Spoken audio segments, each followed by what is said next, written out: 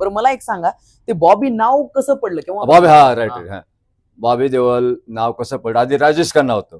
हा मी मगाशी तुम्हाला शोधत तुमच्या बरं. घरापर्यंत आलो, हा. तेव्हा मी विचारलं की हे बॉबी शेठचं घर कोणतं, तर ते म्हणले नाही राजेश खन्ना. राजेश खन्ना मला पहिलं. राजेश खन्ना कळलं. तुमच्या थोड्या वेळापूर्वी मित्राला भेटलो तेव्हा त्यांनी सांगितलं काहीतरी संजय दत्त म्हणतात बस वगैरे. बस बस बस हा. संजय दत्त, राजेश खन्ना, बॉबी, मग हे नाव कसे पडले, केव्हापासून पडले?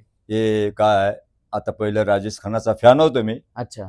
आता बॉबी देओलने, आता ते धर्मेंद्र हा स्वतः डायरेक्टर ना ते सोल्जर पिक्चर, हा. ते बॉबी तेव्हापासून ते बॉबी देओल ते आहे धर्मेंद्रचा मुलगा. हे नाव परळीत कसं हा, बॉबी ते पडलं? माझ्यासारखं दिसतंय ना. अच्छा. हा बॉबी देओल टार पडच्या मी आता बॉबी देओल आता माझ्यासारखे केस, राहणीमान, चेहरा फिरा तसाच. हा तुमची हेअरस्टाईल त्यांनी हा चोरली? बाबत माझे लहानपणापासून हेच आहे. माझा चष्मा 12 महिने राहते. अच्छा. अभिजित बिचुकले माहिती आहेत का तुम्हाला? नाही गड्या आपल्याला नाही ते. का? बरोबर. ते पण म्हणतात की माझी हेअरस्टाईल वगैरे